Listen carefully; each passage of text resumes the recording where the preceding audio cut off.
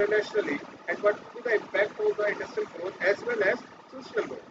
So this particular conference will again provide us some idea how can we go after the 2019, COVID 2019.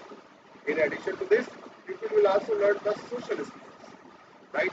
We have done a lot of works at this particular pandemic, and today the people have joined the hand for particular up coming on this particular pandemic. So this will be helpful for us to learn about the social skills. The conference will include Well, debates so you want and to make sure that you get everything at your booth first. When that happens, you'll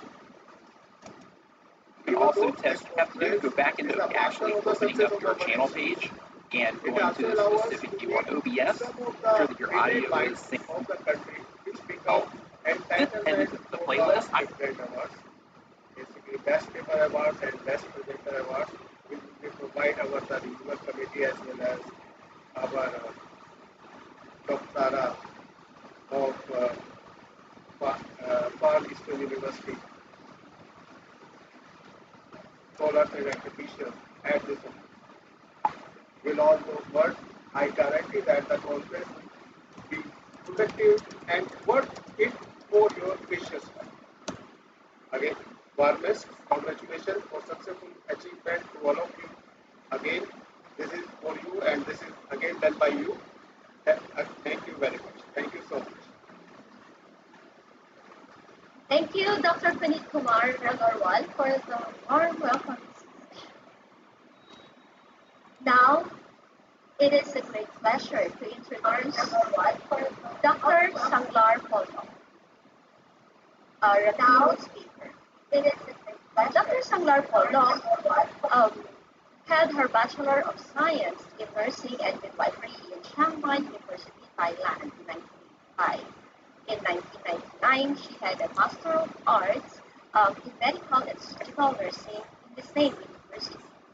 Recently, in 2019, she earned her doctorate degree in Nursing Science at St. Paul University, Philippines. She is assistant professor in Nurse One University, Thailand, and teaches on adult health nursing and fundamentals of nursing. Indeed, she has various publications, mostly about nursing and pedagogy. It is an honor to present our keynote speaker, Dr. Sanglar Polno. Thank you. हो गया live चल रहा अभी चुप रहना सारे So का I सारे can start my speech now, right? मैं लाइव का लिंक भेजूं आपको भी नहीं I share my. तो हमारी आवाज रिकॉर्ड हो जाएगी? नहीं कुछ गलती मत करना अब मैं बता रहा हूँ सब लाइव चल रहा है नहीं मैं तो कुछ कर ही नहीं रहा लेकिन सॉरी मैंने कहा मुझे गुस्सा आ गया यार एकदम अरे नहीं वो बात नहीं है कंट्रोल नहीं कर पाया यार क्योंकि ना एकदम पैनिक हो गया सब कुछ पर कोई देख ही नहीं रहा लाइव का तो मैंने वही बताया था हमने कहा जीरो एक भी बंदा नहीं देख रहा अरे नहीं वो बात नहीं है किसी को भेज दो कोई देख लेगा पर कोई देख ही नहीं रहा लाइव का तो मैंने वही बताया था हमने कहा जीरो अरे तो मम्मी को भेज देना मम्मी उन लोगों को भेज देगी मम्मी उन लोगों को भेज मैंने मम्मी को भेज रखा है सही है और कुछ अलग करूँ उसमें लाइव में नहीं नहीं लाइव में कुछ और अलग करूँ ये देखो नहीं नहीं ठीक है ये बताओ लाइव में कुछ और अलग करूँ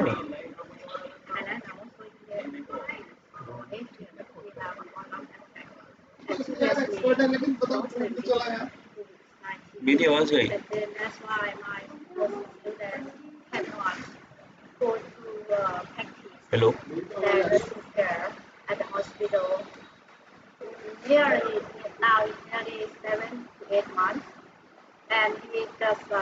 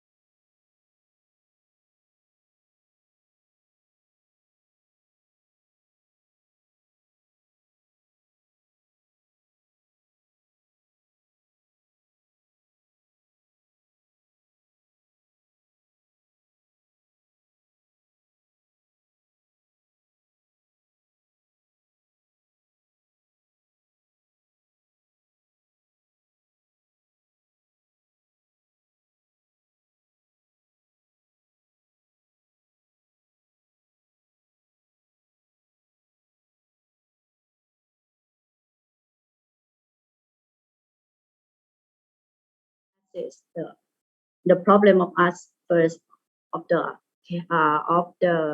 teaching, right, and learning, and then ask the patient care question that what are their requirements, and then move to acquire the evidence through conducting database research and selecting the most appropriate resources. Information on resource types can be located here, and then appraise the evidence for validity and applicability to the clinical case outpan, and then apply the learned information to the patient's care, and then evaluate the patient performance, or we can call audit.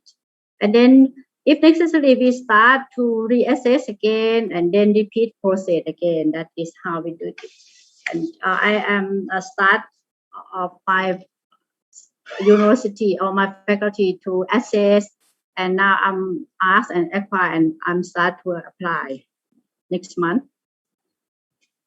The evidence-based practice of virtual education, it doesn't have many of that, but for the best practice or evidence-based practice, it start of education about the online. Most of that start to research of online, because we start from online first. We think that distance process, that is good. Online is good for study like a theory. See, it started at 2010, and I found only 6 that I'm found for nursing education here.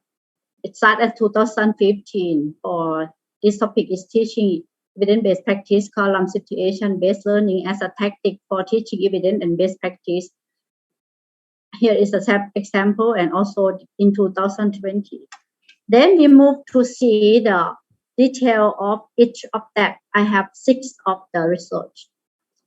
Virtual simulation, this topic, you can find it by yourself, because this is the topic of the issue in the journal. Virtual simulation in nursing education are systematic reviews spanning from 1996 to 2018. They reviewed 80 studies that aim to identify how virtual simulation impacts nursing students' learning outcomes. They're finding that most research supported virtual simulation as an effective pedagogy to support learning outcomes while highlighting gaps and area of bias. Here is the impact of virtual simulation on learning outcomes. The learning outcome is the highlight of how can we teach them and we got the learning outcome that we want. So the impact start, they have 6 of that. Actually, it had a lot, but I just choose only 6. The first is cognitive context, such as knowledge, meaningful learning, cognitive gains, recovery, improving learning, and improve academic performance. Second impact is on variety of contexts. It can use in many variety contexts, such as training, leadership, communication, patient interviewing, mental health, pediatrics, chronic care, public health, interpersonal education. That is just an example. And the other impact is on effective domains, such as improved cultural awareness and competency, attitudes, value for evidence-based practice, emotional connection, perceived utility, and engagement. That one that I will do it next month is skill performance for practice, such as hand washing, health assessment, life support, and deterioration, training, surgery, discontamination, combination skill, communication skill, IV insertion, NG insertion, catheter insertion, medication administration, clinical nursing tasks, function, and clinical and team performance, because they have to do it with themselves and with their team also. Next impact is on learning satisfaction. Our students said enjoyable, fun, easy to use, great, realistic, engaging, and express a high level of satisfaction. The last impact is critical thinking, like critical decision making, clinician judgment, critical nursing tasks, recognizing clinical deterioration, recognizing poverty, and critical problem solving. It have a lot of benefits. Move to the next of the issue. They study search on simulation-based learning of evidence-based practice. Here is the virtual simulation. They want to have the simulation-based learning practice. So they try to use with second and third year students by orientation them to equipment, environments, mannequin, and roles before beginning. And then each simulation follow the prescribed pattern such as pre-briefing, scenario, and debriefing. And they use in adult course. Same as my major. I am an adult teacher also. And then apply evidence-based practice in training for patient safety, such as hand washing, verifying patient identifiers, checking allergies, and self-administration of medicine. And then method used for evaluation outcomes comprise of 3 assessment stations. First one is medical surgical station, second is primary care station, and the last is technical skill station. And then finally they use for OSCE. OSCE for they use like short assessment tasks, or we can say that is station with different scenarios, brief skills assessment station. And then for the first year student, they participated in performance-based evaluation using the OSCE approach before they finish their study. The result found that 120 students can pass. Only 9 of them fail in OSCE test. It's okay.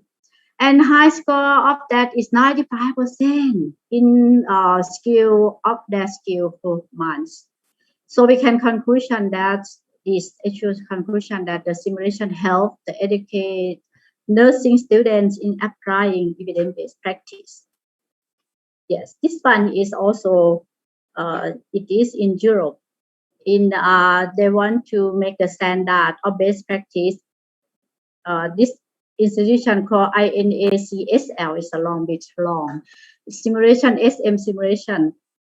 They announced that as the science of simulation continues to evolve, so that's the need for additions and revisions to the INACSL standard of best practice or simulation SM. Therefore, the standard of best practice simulation are living document, mean that it can change all the time whenever they have a new evidence.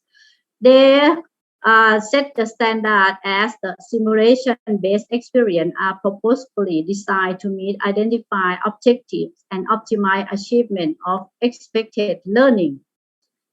So they have 11 criterion. The first one is perform a need assessment to provide the foundational evidence of the need of well-designed simulation-based experience. For the criterion 2, construct measurable objectives, and criterion 3, structure the format of simulation based on proposal theory and modality of the simulation-based experience. For criterion 4, design a scenario or case to provide the context for the simulation-based experience. This one is the hard part 1. For criterion 5, use various types of fidelity to create the required perception of realisms. Criterion 6, maintain a facilitative approach that is participant-centered and driving by the objectives. We have to hold the objective first. What is the learning outcome? And then participant knowledge to level of experience and the expected outcome. Criterion 7, begin simulation-based experience with pre-briefing. Criterion 8, follow simulation-based experiences with debriefing and or feedback session. Criterion 9, include an evaluation of the participants, facilitators, the simulation-based experience, the facility, and the support team. Criterion 10, provide preparation materials and resources to promote participant ability to meet identified objectives and achieve expected outcome of the simulation-based experience. I am going to that point. next time if you invite me to speak again, I will have some evidence from my faculty that I will launch it on next month. For Criterion 11, pilot test, simulation-based experience before full implementation. It is a lot of criterion here. So that one next is how can I move this one? Strategy for the literature.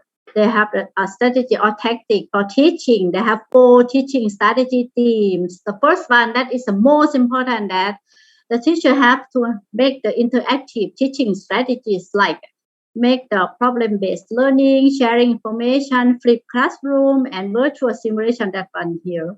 Workshops, group works, and seminar with discussion. And then have the interactive and clinically integrated teaching style, like evidence-based practice principle, clinical integration, and collaboration in clinical research. And find out the learning outcome have to be here, the enhancing analytical skills and increase awareness of using research sub-themes, changing attitude toward utilizing the research, and need to find the barriers of that. They have some barrier, that is information literacy, skill, and knowledge. There's some people that cannot do it well, and challenging collaborations. Next journal is talk about the development of clinical simulation scenario guideline for nursing educators. Objective to discuss the Bay Area Simulator Collaborative, BASE. Is it developed in San Francisco? I ever been there for 5.5 months to study. Developing of guidelines for effective evidence-based scenario for use in hospital and nursing school. They use in nurse educator and nurse as well. They use 6 articles, review and evaluate to determine better evidence-based guideline for scenario development axis and best practice is evident, and then they that method is like as simulations continue to expand in the practice setting in all area, vary of area. A need will emerge to share scenario across the disciplines. So the main results or the template after the sharing of their scenario, they have the template like here. They have learning objectives, assessment plan and instrument, pre-scenario learning activities, general debriefing plan, validation by peer reviews, and then testing with actual students and facilitating debriefing. Standard of best practice, they have a standard of simulation design in 2015 that I said here. They said the standard statement is nearly the same of that past one. And they make it with proposal to simulation design, promote essential structure, process, and outcomes. And then they want effective healthcare simulation designs. And the criteria for using is, you see here, it may be the same of the last issue. That's meet assessment measurable objective. So we set for the objective first, and then you can follow these criteria. That is all of my presentation. Because it's 20 minutes, it's very hurry to speak it out. I just lost something. So, yes. If you have any question or you want to share something, feel free to do it now. Thank you. Thank you. Thank you, Dr. Sanglar Polnock, for sharing the best practices on evidence-based practice in virtual integrated nursing education simulation. Indeed, a very timely topic during this COVID-19 pandemic. We have learned that the learning outcomes must also be considered in order to determine the effectiveness or just the impact of the virtual simulation. And now it's a pleasure to introduce to you the conference director, Dr. Nidhi Agarwal. Dr. Nidhi Agarwal is currently the editor-in-chief of Globus and Kyanodia, Journal of Progressive Education, a General Secretary of Council for Teacher Education, and an international reviewer of Conference of Information Science and Technology, USA. She also held the position of being principal at Integrated School of Education in Mantech institutions. Dr. Agarwal has PhD in education, and she really loves the research quality and emotional intelligence of a teacher for effective teaching. She wrote numerous books and contributed 41 research papers in various journals. And with so much accomplishments, both as an organizer of several conferences and achiever as well in several best papers in various conferences. There, I would like to share with you again. Let's have Dr. Nidhi Agarwal, our conference director. Thank you, Dr. Suge. Thank you so much for introducing myself in such a beautiful manner. And it just surprised me that this is I am. Thank you so much.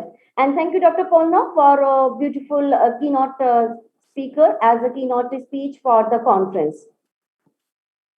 Good morning, all of you. Respected eminent guests, keynote speakers, paper presenters, and participants. I, Dr. Nidhi Agarwal, welcome you all in web conference organized by GERA today. GERA is a registered NGO as a group of committed teacher educators imparting quality research in the field of education, science, and technology, management, IT, arts, and commerce, with the objective to strengthen higher education programs. The association, since its inception, has played a pioneering role in catering to the requirement of 21st century. Its strong ties with the business community makes it an effective mechanism for the promotion of organization. We have successfully organized large number of national and international conferences, and presently the association is running 6 journals in different areas. The journals are intended to provide perspective on topics relevant to research in the field of business, management, IT, engineering, education, health science. The Pedagogic Society, under the banner of GERA, has taken up the pious, legitimate, and noble task of guiding the large segment of researchers in its proper perspective before them join the perspective field. As Charles Darwin said, it is not the strongest of the species that survive, nor the most intelligent, but the one most responsive to change. So today we are here for an international conference on leading the change, embracing new trends and innovations in health sciences, education, nursing, and technology. Since the end of 2019 until now, we know that impact of COVID-19 pandemic on the global economy is being intense and enormous. In the global aspect, there is no distinction of continent, country, or even place. Not even economically. In fact, it affected on each and every sphere of the life, every aspect of the society. We are facing a global crisis. On one side, companies are facing significant operational, financial, and strategic challenges to the COVID-19 outbreaks, while on the other side, world education is getting affected due to the virus. As schools, colleges, universities, research labs, and many more educational centers are closed. The pandemic has changed the equation in just a few months. Hybrid and new forms of learning are playing a key role. The focus on physical spaces has shrunk, and a hybrid model of education involving combination of classroom teaching and online lessons have found greater acceptance. More investment is flowing into the technology infrastructure, training faculty, etc., etc. Hybrid and blended learning, they are gradually emerging and setting interesting trends. They are tapping into the potential of technology to make learning captivating and customizable for students. we are talking about the quality education, then quality education is instrumental in developing a balanced set of capabilities of children.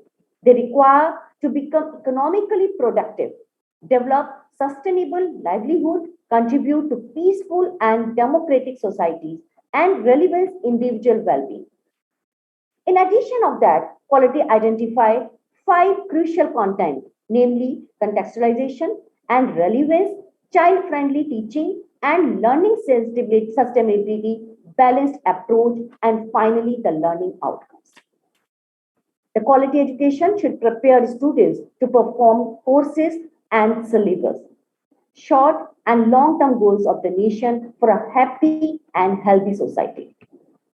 It enables students to learn and adopt ethical behavior, encourage them to think, analyze, infer, and seek expert opinions. The pandemic world has also raised the curtains on the inevitable negatives. The sheer abruptness of the breakout saw many industries struggling to cope with the technology. In the current scenario, economic scenario, there is a fear of losing one's job. Within job losses, pay cuts have become commonplace. Professionals see the need to upskill themselves to play with multidimensional roles, with the competition rising at workplace. The professionals need to ensure that they stay on top of their respective fields. There is steady growth of demand for courses in strategy leadership, human resource management, marketing, and addition to courses in cybersecurity, data science, blockchain, machine learning. Hello, Dr. Nidhi.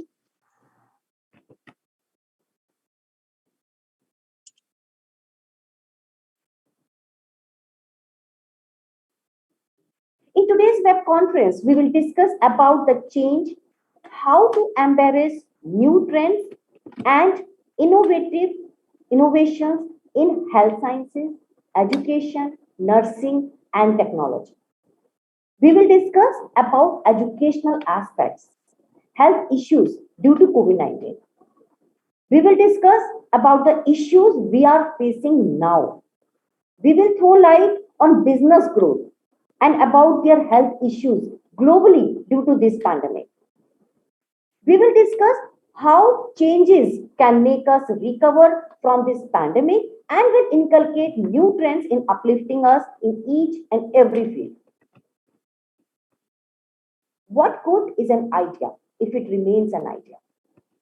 So try, experiment, iterate, fail, then try again and change the world. Through this conference, I have taken the liberty of raising several issues for your consideration, and I trust you would find this pertinent to your discussion with the end of this conference and will able to think. Thank you so much. And over to Dr. Sujit. Oh, thank you. Thank you, Dr. Nidhi Agarwal, for providing us with such a detailed background about JERA. We really appreciate how you encourage the researchers to share quality studies on nursing, education, and technology through JERA publication and conferences. Namaste. Our next guest speaker is Dr. Rachel Garcia. Dr. Rachel Garcia is a registered nurse and midwife, assistant professor in the Institute of Nursing, and had served the Far Eastern University for 17 years. She was a recipient of Teaching Excellence Awards in the year 2014 and 2016, and the 10 Outstanding Faculty of the Year Award for 2 consecutive years of 2018 and 2019. Dr. Garcia had just completed her doctorate degree in nursing management in Trinity University of Asia this June 2021 and had recently published various research studies, both national and international categories. Dr. Garcia is a Tamarack nurse who consistently holds significant role in the Institute, striving towards regulatory excellence as the chair of the library committee and as level 4 curriculum team leader. Ladies and gentlemen, I present Dr. Rachel Garcia. Thank you very much, Ma'am Judith Sugay, Dr. Sugay. Pleasant morning to each and everyone. Allow me to present my screen first. Can you see my screen? All right. This pandemic has challenged each and every one of us, both students and faculty. It compelled the higher educational system to move from traditional practice teaching to online or distant education. Pre-pandemic period gives information that nursing or studying nursing per se is a very challenging course. It requires us to submit our students to a lot of examinations, a lot of return demonstrations, almost endless assignments. And more so, this pandemic has challenged them even more with the tremendous assignments and adjustments that they are going through. Now, it is believed that if you are capable of self-directed learning, you are able to perform well in class. More so, if you have positive attitude towards learning, you'll be able to figure out whether you adjust your learning or your schooling positively or negatively. Students are just like children learning how to walk. They need assistance, they need our support, and they are highly vulnerable to fall. And if without the support and the encouragement from the faculty and the rest of the school administration, the chance of committing suicide is very high. And this is highly evident with the cases of mental health illness striking highly today as the COVID-19 pandemic set in. According to National Center for Mental Health in the Philippines, there is about 80% increase in the mental health concerns affecting the Filipinos when COVID-19 stepped in. And this basically gives the researcher the idea that adjustment is really a big concern, particularly now that we have remote learning. The assumption is student self-directed learning, learning attitude, academic adjustment of the student nurses is affected by their proper characteristics, particularly the sex, socioeconomic status, internet connectivity, and access device use in learning management. A second assumption is if students are self-directed themselves, they are able to manage their learning, they are likely to adjust academically. And if students have positive attitude towards the new learning platform, they will adjust more academically. And to test these assumptions, I utilized comparative and correlational study. This basically used 4 questionnaires, adapted questionnaires. Then I did a pilot testing that revealed a Cronbach alpha of 92%. The study also had an approval from 2 academic ethics review boards. And obviously, ethical consideration has been taken place. The studies was conducted in 2 universities in Metro Manila, where both universities are practicing online learning, particularly the use of Canvas as their LMS, even prior to pandemic period. And this will help us see whether those universities who are prime movers of technology has influenced also the performance or the adjustment of the students during the sudden shift in the learning platform. And we are basically having these students from first year and second year in the nursing program as our participants with ages 18 to 20 years old, covering the Generation Z, okay, who are basically known as the digital natives. So they will have similar characteristics. And those people with confirmed mental health illness has been excluded from the study. There are 134 participants who actually engage in the study, but other participants have missing information, so there are only 100 participants or respondents left in the study.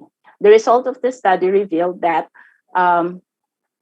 student nurse participants are mostly female.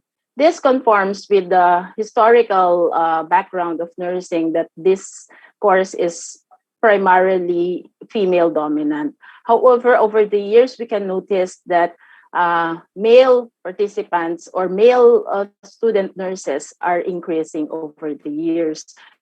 From 3 decades ago, there are only about 1% of male students engaging into nursing course.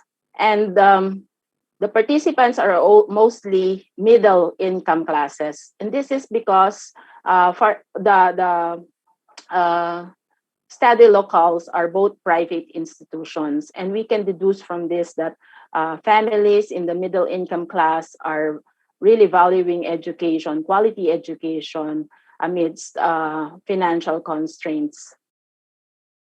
And then it can also be noticed that there is only 1% among the students who responded to this study who has high speed technology, or should I say internet connectivity.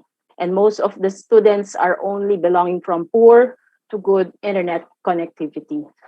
And they mostly utilize or prefer the use of laptop in accessing the learning management system.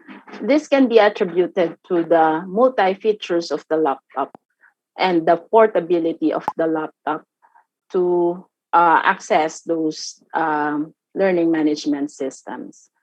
Although smartphones is getting almost closer to it, but laptop became more preferred because of its ability to print and it has high capacity, and it has more software features compared with smartphone and tablet. While computer desktop is also equipped with a lot of features, but it is not as portable as the laptop, considering the internet connectivity that they have to move from one place to the other just to get the signal that they need. Another result of the study revealed that student nurses in Metro Manila have an overall of high self-directed learning skills. Literature have shown, or most studies have shown only that they are prepared for self-directed learning. And this study has established or described that student nurses are already equipped with high self-directed learning skills. And this can be attributed to the shift of the pedagogical approach of the study locale, that they now they have been practicing student-centered learning over the last 2 years. And this may have challenged the students to manage their own learning, control their own pace, and set their own goal in their learning. Next is the students' attitude towards learning appeared to be low but positive learning attitude. This may not seem that the students have negative attitude towards online learning. However, probably they are just having this inconveniences of utilizing technology while having their online learning classes. And this can be attributed to gadget problems and other technological problems experiences. That's why we can notice that they have low perception or approach to learning in terms of their attitude. And they see, even if they see technology as their home base or their digital home base, they still feel that they prefer the face-to-face because of the difficulties they are experiencing during the online learning. And then academic adjustment of the students revealed that amidst COVID-19 pandemic, Filipino student nurses have high academic adjustment. Surprisingly, amidst all the adversities that COVID-19 has thrown upon us all, that takes us all the toll of this pandemic, it is noteworthy that Filipino students has been adjusting very well to the online learning. This can be explained by the idea that the study under the local understudy is experiencing or practicing the online learning even before the pandemic period. And another one, it can be attributed to the natural characteristic of the Filipino people who find joy and positivity amidst adversity. And it is identifiable among Filipino people that they, even if storms are coming, even if bad things are approaching, we have this joyful heart to accept the challenge of that is coming. Now, to check for the differences in assessment, this study has shown that there is no significant difference in all or across all the profile characteristics of the student nurses. The sex, socioeconomic status, internet connectivity, access devices have no influence to self-directed learning, learning attitude, adjustment in school. This only shows that the respondents have homogeneous assessment of their self-directed learning attitude, and academic adjustment. It negates some of the research studies that shows that female are more have more positive attitude toward online learning, while male adjust more. But this study provides new information that it is not affecting the self-directed learning attitude and adjustment of the students. Controversially, internet connectivity has been the battle cry of concerns of students. But in this study, this appears that the internet connectivity of the students does not affect their academic adjustment and their attitude towards learning, and even their self-directed learning. The same goes with their access device and socioeconomic status. While most studies have shown that the higher the income of the family, the higher the adjustment of the students. It can also be attributed to the resilient characteristic of the Filipino students, that they are able to thrive and make the most of whatever resources they have. Next is the relationship of self-directed learning and academic adjustment. Earlier, we assumed that there is association with self-directed learning and academic adjustment. It was predicted that self-directed learning is highly associated with performance. And if students are performing well, they can adjust academically. But this study proved otherwise. self-directed learning has no direct relationship with academic achievement. It has only it has influence only on how students are engaging in classes, but not on the other aspects of academic adjustment. So meaning to say, if even if students are capable to manage their own learning, doesn't necessarily follow that they can adjust in school very well. So there will always be other factors that will affect the academic adjustment of the student.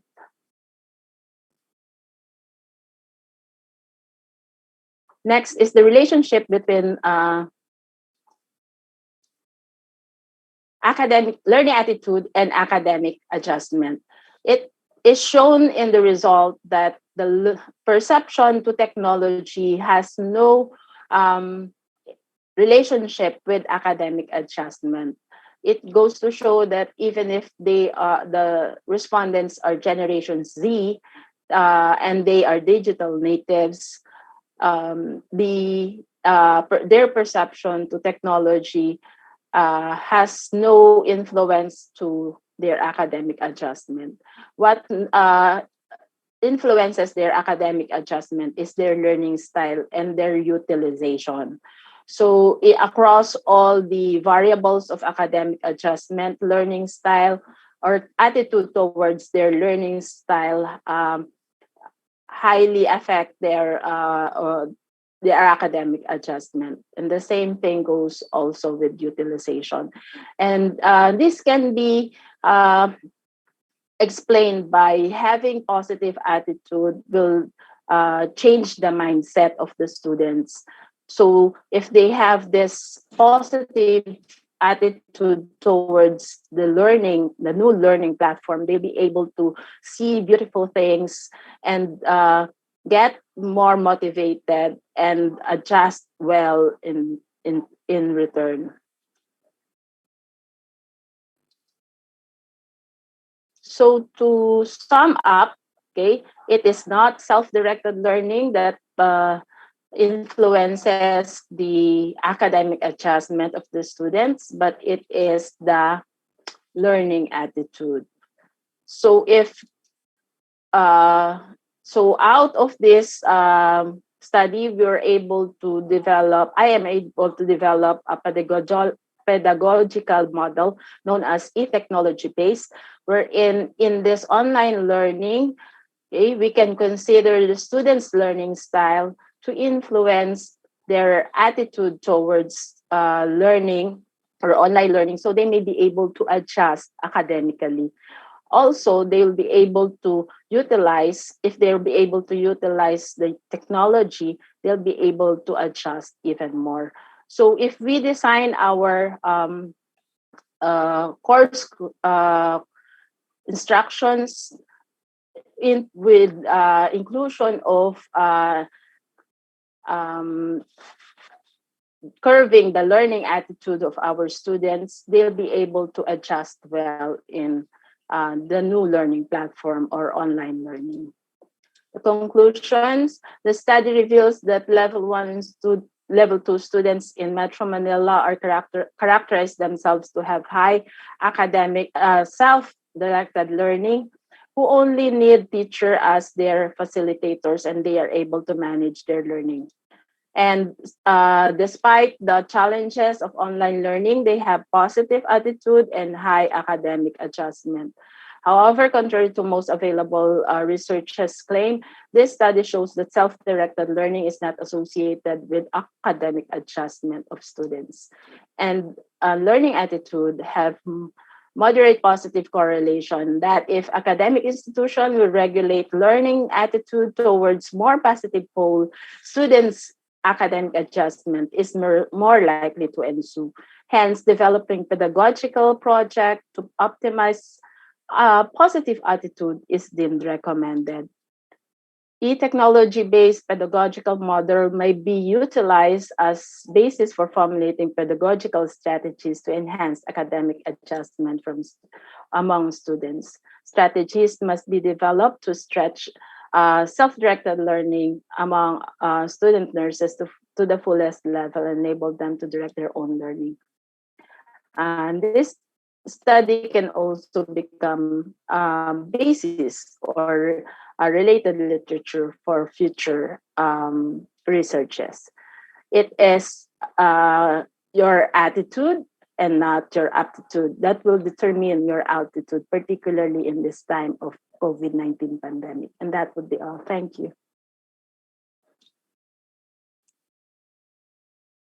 Thank you. Thank you, Dr. Rachel Garcia, for sharing your study on self-directed learning amidst COVID-19. It's true that students need to be guided during online learning, self-directed learning, and considering factors such as internet connectivity, access to learning management system. Yeah, it's good to know that in your study as well, Filipino students are adjusting well to online or shall we say the self-directed learning. Our next guest speaker is Dr. Rushika Hupta. Dr. Rushika Hupta is a professor and head of research and consultancy and international affairs at Amity University in Greater Noida campus. She has more than a decade of academic experience as a teacher, trainer, mentor, and administrator. She has she had his doctorate in management information systems with 3 master's degree. Yeah, with 3 master's degree. And her research areas are diverse and focus on interdisciplinary studies. She has presented as well, and most of her presentations were on business cases, and she also wrote and published books as well as some research papers both in national and international journals. She is also serving as the editor, reviewer, and advisory board member of several index journals. Ladies and gentlemen, I present Dr. Ruchika Hupta. Thank you so much, Dr. Judith, for such an elaborated profile reading. Very good morning, good afternoon, and good evening to all the distinguished panelists and dear participants as per the time zone you are in. Let me extend my heartfelt thanks to the organizers of this web conference for providing me this opportunity to speak in this forum. Also, my compliments to Dr. Rachel Garcia for such an insightful presentation. The theme for this conference is Leading the Change, Embarrassing New Trends and Innovations in Health Sciences, Education, Nursing, and Technology. This reminds me of the famous quote given by Honorable John F. Kennedy, change is the law of life, and those who look only to the past or present are certain to miss the future. Looking at the present scenario, it can be said that the topic for this conference has been very wisely chosen, since after the huge disruptions caused by COVID-19 crisis in 2020, we all are trying to manage change and build for the future. COVID-19 has certainly upended our lives and disrupted the global economies as well over the past year, certainly, and quite frankly, for some more time to come. We have had to quickly reduce physical contacts. We have had to learn to work remotely and to collaborate in new ways. That is why we are meeting today on this digital platform.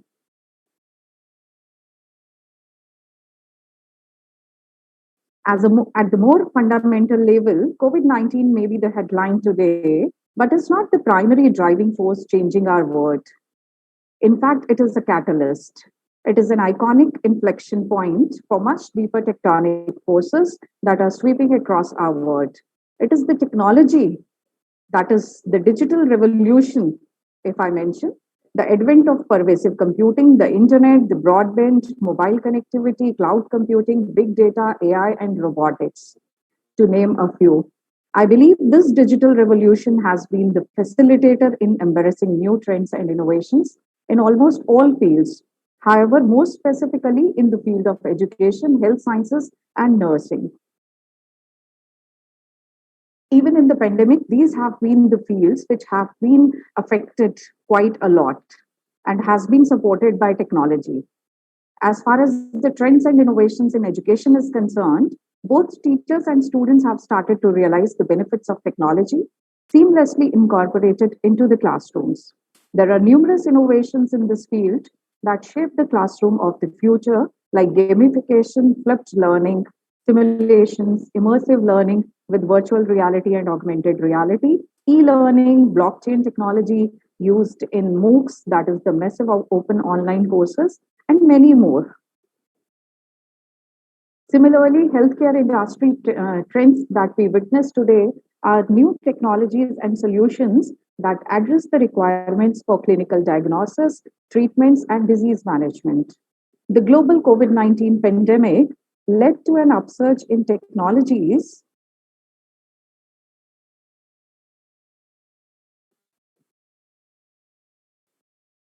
Am I audible? Yes, doctor. Okay, sorry for the inconvenience.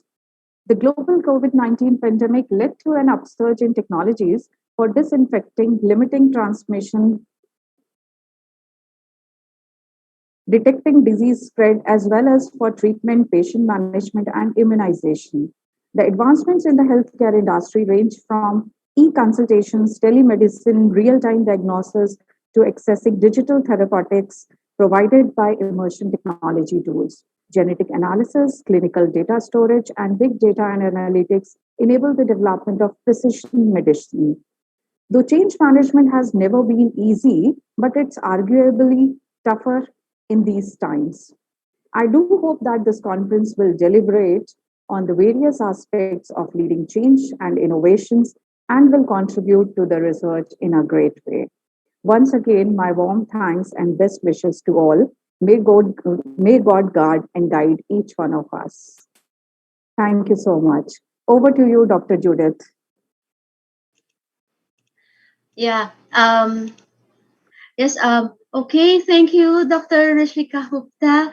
We actually agree that COVID-19 has affected us in many ways, and one of which is our economy. And yes, we are. It's true that we are actually trying to struggle and overcome whatever challenges this pandemic brings us.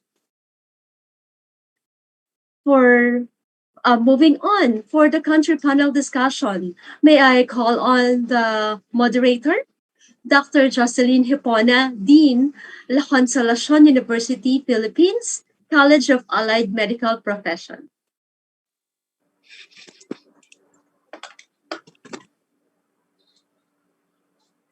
Thank you so much for that introduction, Dr. Sugay. Allow me to introduce to you our session's panelists, and it's my pleasure to introduce to you our guest for today. To start with, we have with us Dr. Pongkamon Krisanabut. Dr. Pongkamon worked as a peri-operative nurse before she found her passion in teaching. She then took a master's degree in adult nursing program at one of the prestigious university in Thailand, and that is in Mahidol University. Her master thesis focused on developing nursing care to enhance post-operative recovery for patients underwent abdominal surgery. In 2012, she took a teaching position at the Faculty of Nursing at Naresuan University in Thailand. She inspires undergraduate students to provide holistic care to patients through the hand-to-hand teaching and direct care, as well as mentoring graduate students to conduct their cutting-edge research. She received her PhD from University of Missouri, Columbia, USA, where she worked with world-leading nursing professors and scientists to integrate technological innovation into bedside practice. She is determined with selfless dedication and inspired, and she's an inspired person who's inspiring many. Her current project is improving the original early ambulation program and creating a guideline protocol so that it could be practiced nationally. Again, let's welcome Dr. Pongkamon Krisanabud. Next on our list is Dr. Brahma Awaisu Imurana. He attended Northern School of Business from 1991 to 1994. By his hard work, he proceeded to St. John Bosco's College of Education in 1995 and graduated in 1998. He was first appointed as an assistant lecturer at the University of Ghana in August 2011, having worked for 3 years at the Department of Political Science, University of Ghana. Our guest transferred from the University of Ghana to University of Education in Winneba in August 2014. He was promoted to the rank of a senior lecturer in June 2015, and again with his tremendous hard work, Dr. Braima was promoted to the rank of associate professor in political science in October 2020. He was formerly the head of Department of Political Science Education and currently the Dean of Business School, University of Education in Winneba.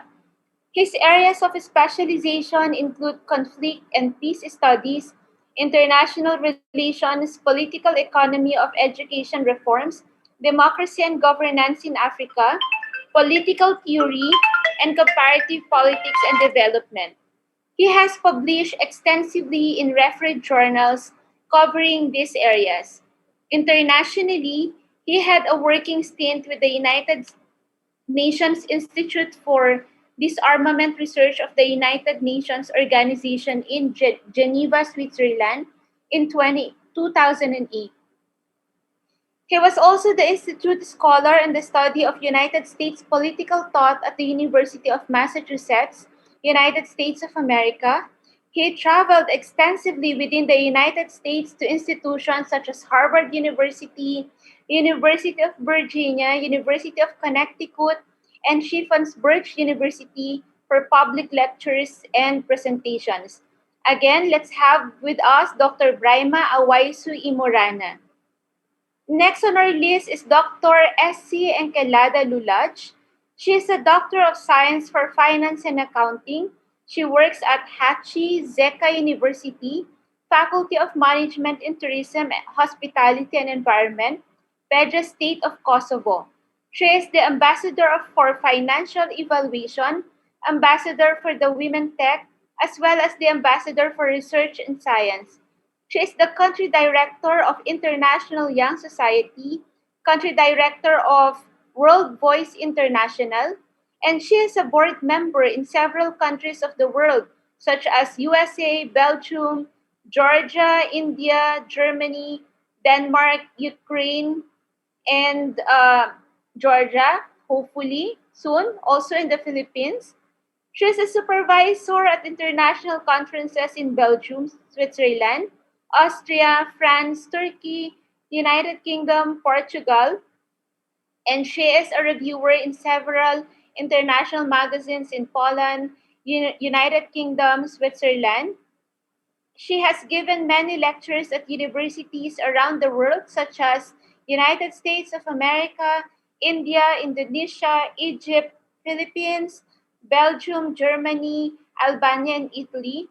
She has completed many trainings in the world universities, such as, again, in United States of America, Ukraine, Italy, Austria, Germany, Malaysia, to name a few. She is also she was certified by the World Bank and the International Monetary Fund.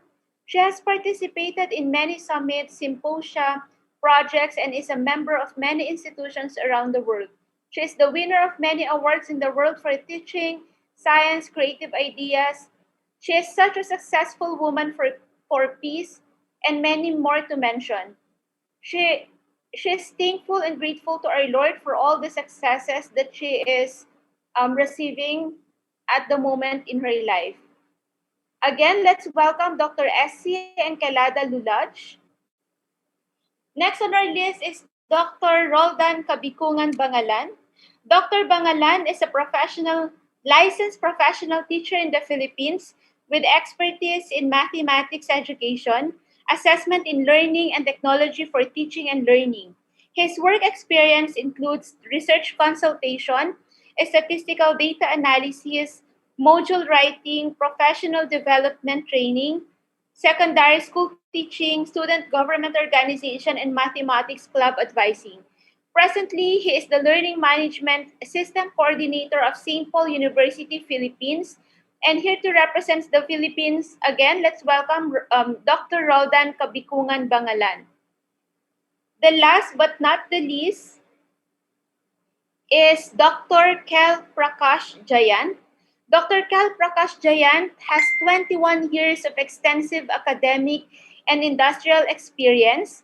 He has 2.5 years academic experience internationally, 16 years academic experience in research locally, and 2.5 years industrial experience.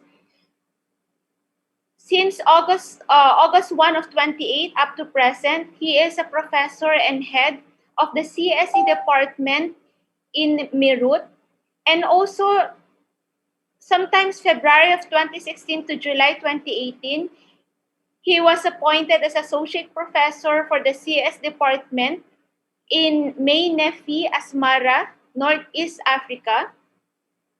He has his PhD and was able to obtain it last January of 2013. So again, on board, we have Dr. Kel Prakash Jayant.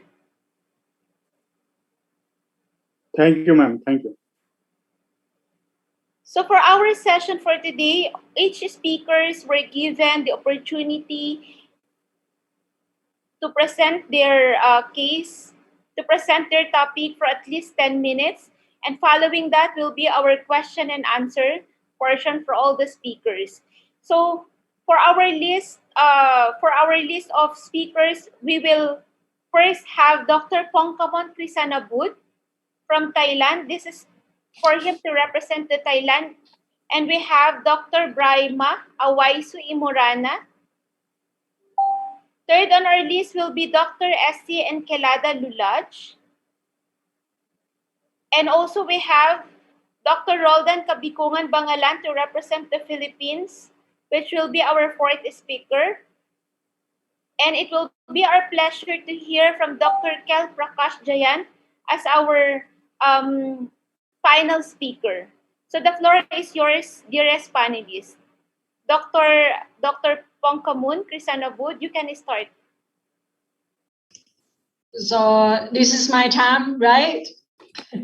Okay. Thank you so much for introducing, and hello, panelists, all panelists, and the audience and the conference team. I'm so honored to be the one of the panelists in this conference. I would love to share my research and my experiences regarding the kind of the feasibility of using activity tracker. So let I share my slides.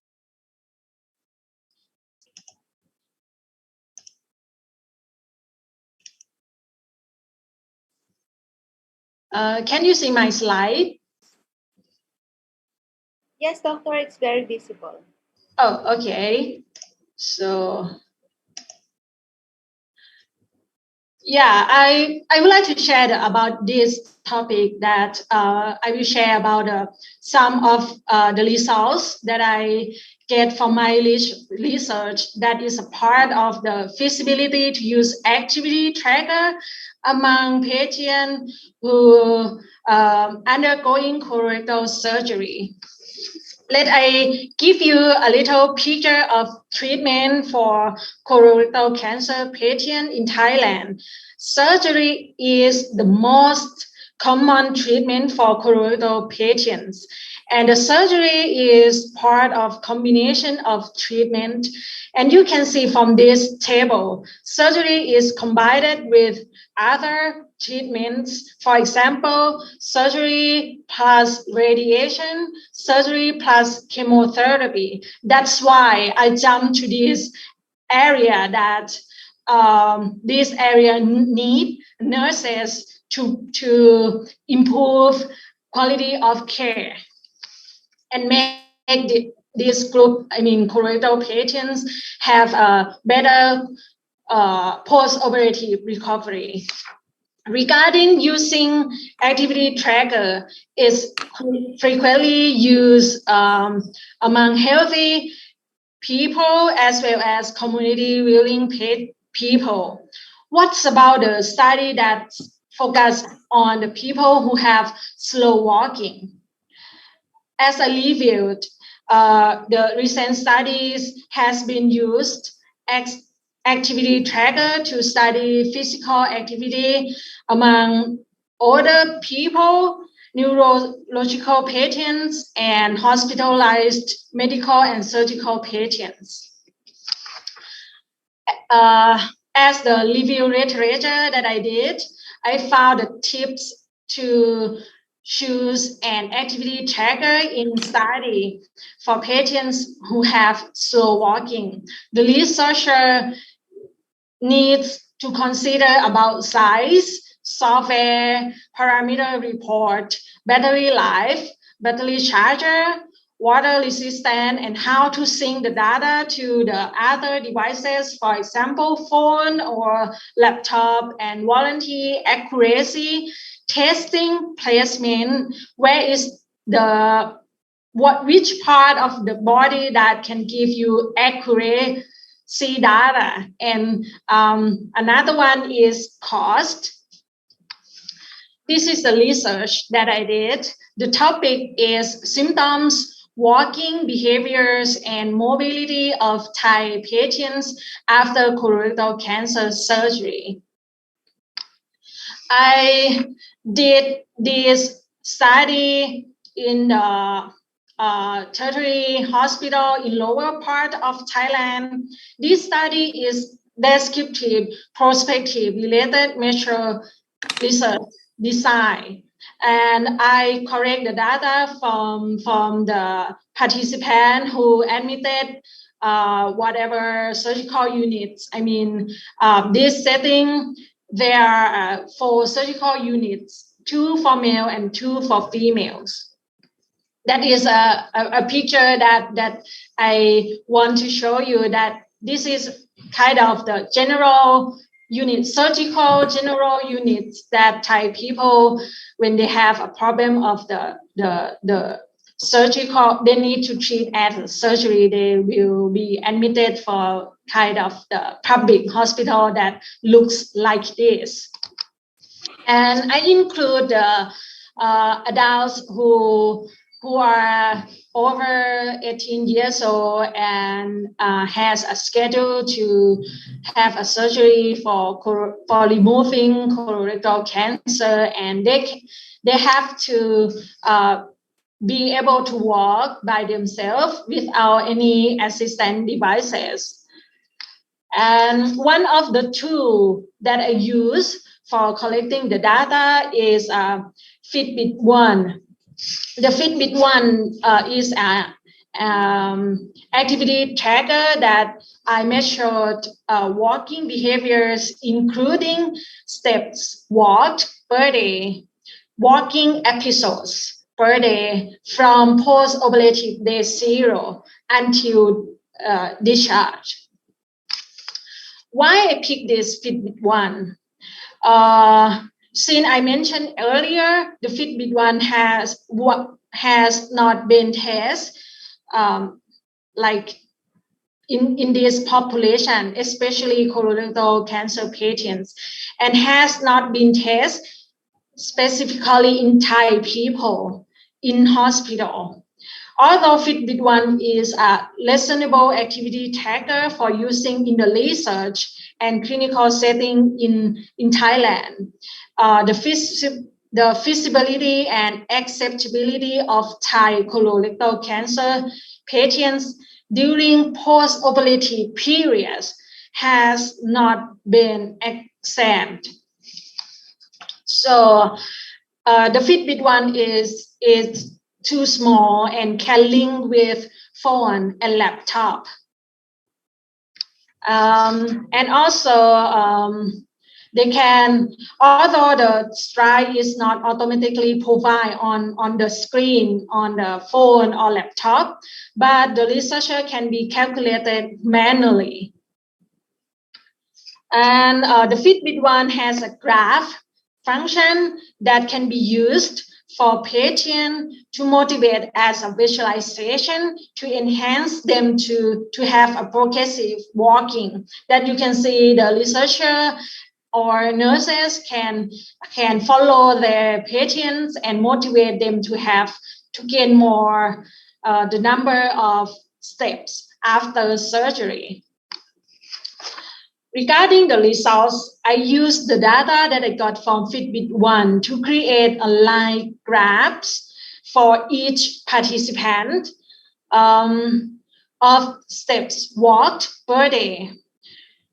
No one initiate walking on post-operative day 0. I mean, after surgery, they cannot walk or move their body, but they had walking on post-operative or initiate start to walk on post-operative day 2 or day 3. That is a majority that they start to walk. And the trend of the number of steps after surgery, there is a trajectory of the number of steps walked per day increase during the post-operative hospital stay. However, after post-operative day 5, the number of participants decreased due to discharge from the hospital. When we consider the quality of walking, each line represented individual participants. The number of steps walked per day episode was trajectory like step walked per day. However, after post-operative day 5, the number of participants decreased due to discharge from the hospital. Regarding burdens associated with data collection tool, as we know, as I mentioned earlier, there is many benefits of using Fitbit One for collecting the walking behavior. But the researcher need to concerned about the annoyance when wearing the Fitbit One, or the patients feel discomfortable to wear the device, or some of them feel shy or embarrassment to wearing the device because it made them feel like a prisoner. Because for this study, I placed the Fitbit One on their ankle. That is the place that is so accuracy for the slow walking people. And the participant gave me the suggestions for the future research.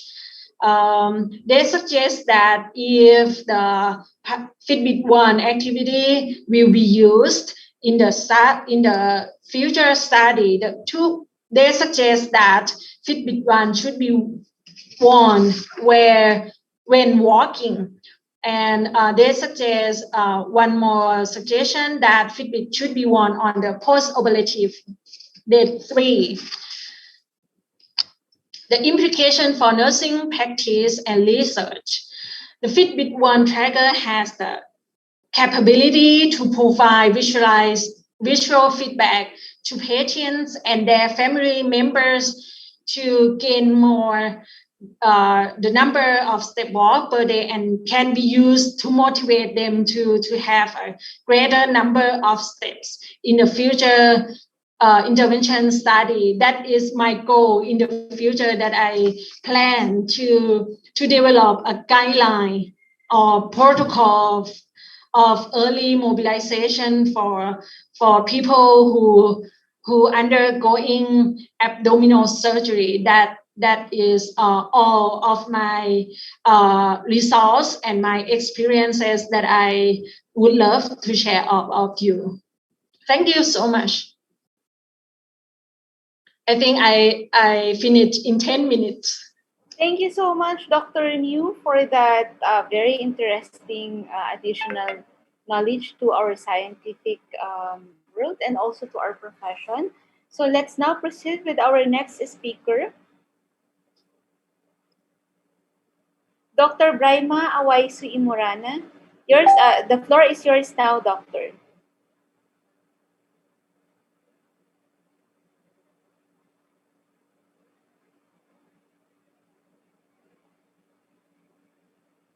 Dr. Braima. Okay, so I think maybe Dr. Braima is having an internet connection problem as of the moment. Can we proceed to our next speaker, Dr. SC and Kelada Lulaj? Dr. Lulaj, the floor is yours now.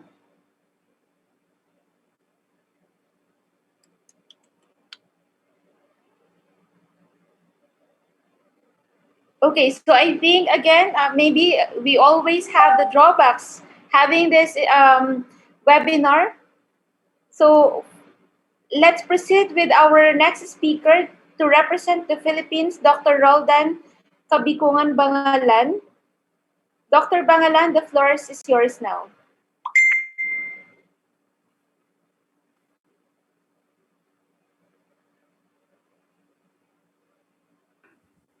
Okay, wait. I'll just present my.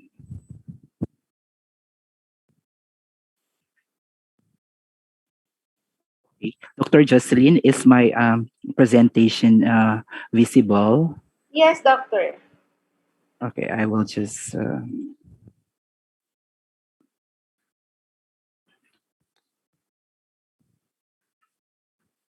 Okay, so actually, good morning to everyone. Okay, or have a nice day to everyone.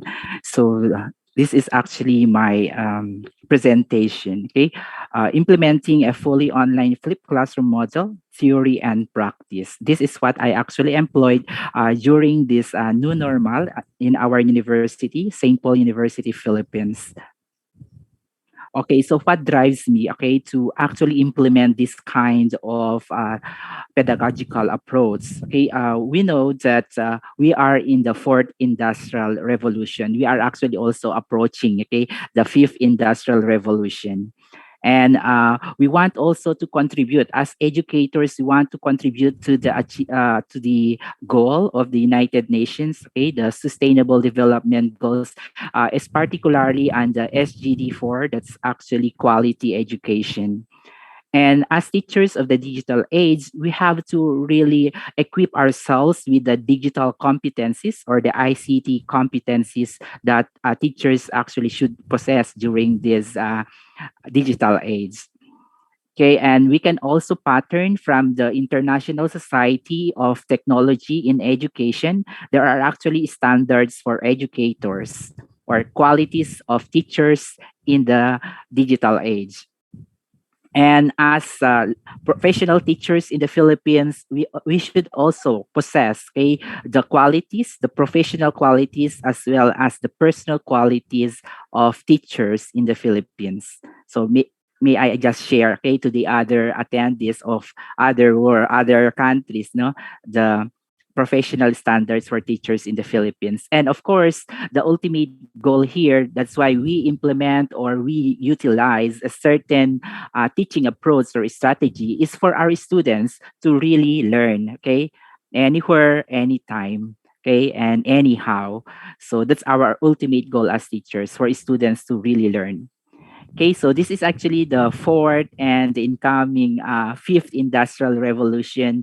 Okay, we know that in the fourth revolution, it's all about digitalization, and for the 5.0 that will be coming now, that's actually personalization. Okay, or mass customization. Okay, customized or personalized products and technologies for each and every one of us. Okay, so for the SGD number 4, we know that this United Nations Sustainable Development Goal is actually a plan for of action for people, planet, and prosperity. Out of the 17, okay, 17 SGD4, we as part of the academe should actually contribute to the attainment of quality education. We need to actually ensure inclusive and equitable quality education and promote lifelong learning opportunities for all our learners, okay, for all learners. Okay, for the UNESCO ICT competency framework for teachers, okay, there are actually 18 competencies here. And what's the meaning of this? The underlying idea is that teachers who have competencies to use ICT in their professional practice will deliver quality education and ultimately be able to effectively guide the development of students' ICT competencies. We cannot actually provide or give to our students what we don't have. So therefore, as teachers, we have to adapt, okay, and to upgrade ourselves, to reskill or upskill ourselves with these necessary digital competencies. Okay, based on the International Society for Technology and Education, there are actually standards for teachers. Okay, this one are the standards for teachers. As teachers or educators, we are learners. We are actually lifelong learners. So we have to really keep on learning, okay, new pedagogy and also technology that we can actually integrate, okay, in our teaching learning process. We are considered as leaders, okay, and a digital citizen. We should be to a very good collaborator. That's why we are conducting, okay, seminars like this, because we want to collaborate, okay, with other or with other educators around the globe. And we should be a very good curriculum designer or instructional designer, especially now that we deliver, okay, instruction in different learning modalities or different platforms. We're using online learning, we're using technology. So we should actually don't forget the most essential part of designing, okay, a lesson or quality instruction for our students. And we teachers should be a facilitator, a good facilitator, which actually inspires students to be independent, to be lifelong learner. Okay. And the last one is we should be a good analyst. Of course, we have to actually do some reflection, okay, of our practice, whether it's effective or not. We need to gather data for as an evidence whether our teaching strategy is actually effective or not. Okay, or even whether the students are actually really learning or we really achieve our learning goals or learning outcomes. Okay, in the Philippines, we have what we call PPST, or this is the Philippine Professional Standards for Teachers. So these standards actually define the quality of teachers in the Philippines. It articulates what constitutes teacher quality in the K-12 reform through well-defined domains, strands, and indicators that provide measures of professional learning, competent practice, and effective engagement. And this is actually the main goal. That's why I implemented this approach, the flipped classroom, in my class, because I want my students to learn in this time of pandemic. Okay, we have there the student learning. Okay, so what is flipped classroom? So, or flipped learning?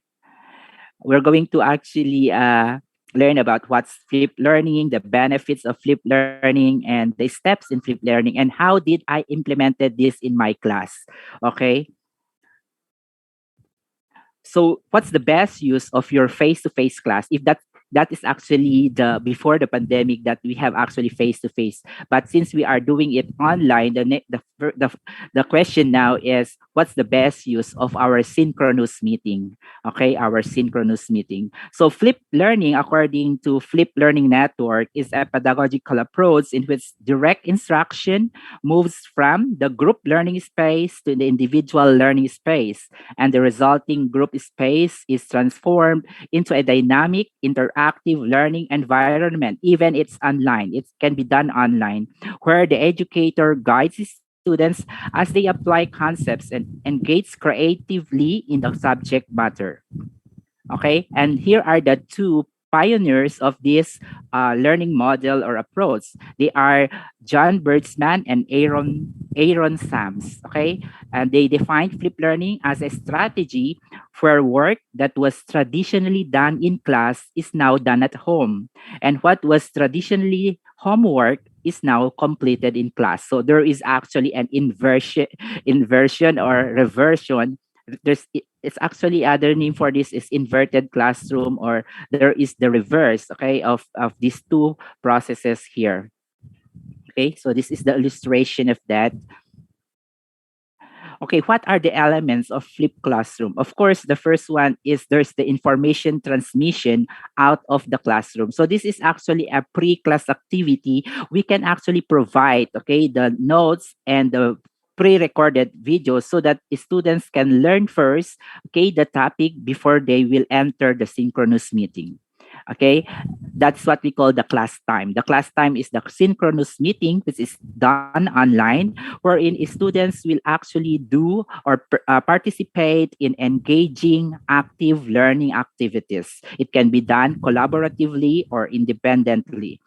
And of course, after that engaging activity, there is the post-class activity, which is actually assessment, okay? Assessing students whether they have learned and also to enrich, okay, their learning. You can actually provide enrichment activities. So this flipped learning actually will make our classrooms, okay, our online classes, centers of learning and engagement. And students will become active learners, okay? They will become active learners. And there will be a paradigm shift, okay? And teaching learning process, we know this one. Teachers' role will actually change. It's no longer a dispenser of knowledge or information. We are not on the stage on the stage, but will become facilitator, meaning we are the guide on the side. So going back to the big question, what's the best use of face-to-face or the synchronous meeting with our students online? That is actually to provide them, okay, enriching learning activities and relevant experiences. So here are the 4 pillars of flipped learning. There should be flexible environment. Okay, this is actually very good in the Philippines because for the Commission on Higher Education, they are actually what they call this promoting flexible learning, wherein we have to give students, okay, equal opportunities or access to content and quality instruction. Okay, so you have to actually provide them different means, okay, or you have to provide them different learning modalities to deliver our instruction. Okay, and the learning culture is actually outcomes-based education. It is actually a learner-centered approach.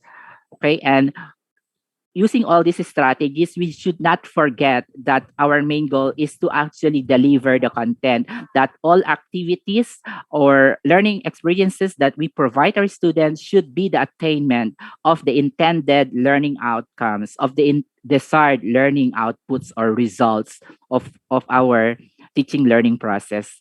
And as educator, we have to keep on improving ourselves. Okay, we have to do some reflective teaching. We have to reflect what went wrong, what went right, and we can actually improve on our practice. Okay, so what are the steps in flipped learning? Of course, there's the prior exposure, okay, of students to content. So you can provide lecture videos, reading materials to our students before they will attend the synchronous meeting. And then doing that pre-activity, you can also give some assessment, okay, or what we call awards here or incentive. You need to assess also whether they really read or watch the video before they will enter the synchronous session.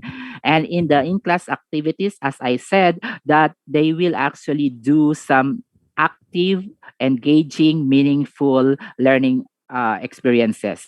And don't forget to assess, okay? You can access any part of the instruction. It can be at the beginning, at the middle, or at the end of the session. So what are the benefits, okay, of flipped classroom?